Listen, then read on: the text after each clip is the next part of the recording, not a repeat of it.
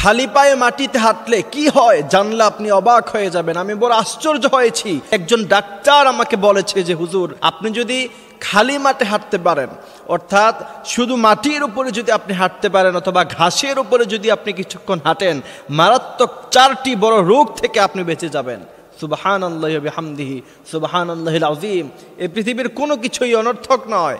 আপনি মাটিতে হাঁটেন, আপনি পা দিয়ে আপনি সব সময় কেন জুতা ইউজ করবেন? বিশ্বনবী প্রায় তিনি মাটির মধ্যে হাঁটতেন। কিছুক্ষণ ঘাসের মধ্যে হাঁটেন, আপনার শরীরের জন্য উপকার হবে। 4টি বড় মারাত্মক রোগ থেকে আপনি বেঁচে যেতে পারবেন। এই জন্য ফজরের পরে কিছুক্ষণ খালি পায়ে হাঁটাহাঁটি করবেন, ঘুমাবেন না।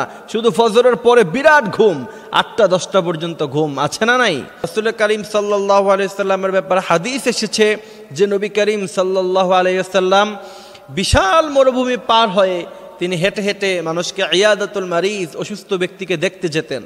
এই জন্য সেটা আমরা করবো ইনশাআল্লাহ। খালি পায়ে যদি কোনো ব্যক্তি হাঁটে, সেটা যদি নিয়মিত করতে পারে, 1 নাম্বার হচ্ছে তার হার্টে কোনো সমস্যা হবে না, হার্টের রোগ থেকে সে বেঁচে যাবে। হার্টের সমস্যা, হার্ট অ্যাটাক, হঠাৎ করেই মৃত্যু। তো বলে যে কি কারণে মৃত্যু হয়েছে? বলছে হার্ট অ্যাটাক করছে। এই হার্ট অ্যাটাক বর্তমান সময়ের জন্য, বর্তমান জেনারেশনের জন্য খুব বেশি একটা হুমকির কারণ হয়ে গিয়েছে। সুতরাং যাদের হার্টে সমস্যা আছে তারা খালি পায়ে হাঁটবেন, খালি ঘাসে হাঁটবেন ফজর নামাজের পরে। 2 নাম্বার হচ্ছে বুদ্ধি এবং স্মৃতিশক্তি বৃদ্ধি পাবে। ডাক্তাররা বলছে, গবেষণা করে বলছে, আপনি রিসার্চ করেন যে কেউ যদি খালি পায়ে মাটির মধ্যে হাঁটে, কারণ এই মাটি থেকেই তো আপনাকে সৃষ্টি করা হয়েছে, এই মাটিতে আবার আপনি চলে যাবেন। মিনহা খালাকনাকুম ওয়া ফিহা নুঈদুকুম, এই মাটি থেকেই তোমাকে তৈরি করা হয়েছে, আবার তুমি মাটির ভিতরে চলে যাবা। এই জন্য এই মাটির মধ্যে যদি কোনো ব্যক্তি হাঁটে, ডাক্তাররা বলছে তার স্মৃতিশক্তি বৃদ্ধি পাবে।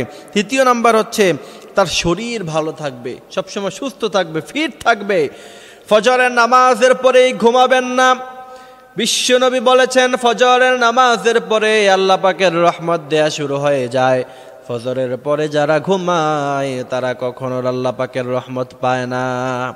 এই জন্য ফজরের পরেই হাঁটা শুরু করবেন, কিছুক্ষণ হাঁটবেন, শরীর থেকে ঘাম ঝরাবেন, এরপরে সকালবেলা নাস্তা করবেন, রাতের বেলা তাড়াতাড়ি ঘুমিয়ে যাবেন। বিশ্বনবী বলছেন ওই ব্যক্তিকে সহজে কোনোদিন কোনো রোগ আক্রান্ত করবে না। 4 নাম্বার হচ্ছে তার দৃষ্টিশক্তি বৃদ্ধি পাবে। আজকাল আমাদের চোখের সমস্যা আছে না নাই? অল্প বয়সী ছেলে এখনো চোখে দেখে না, তার সানগ্লাস লাগে, চশমা লাগে, লেন্স লাগানো লাগে, অনেক সমস্যা।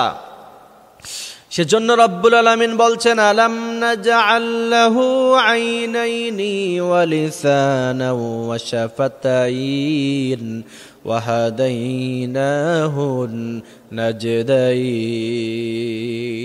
এই চোখ তোমার কে দিছে? এই জন্য খালি পায়ে হাঁটবেন, ঘাসের মধ্যে হাঁটবেন, দেখবেন চোখের স্মৃতিশক্তি বৃদ্ধি পাবে।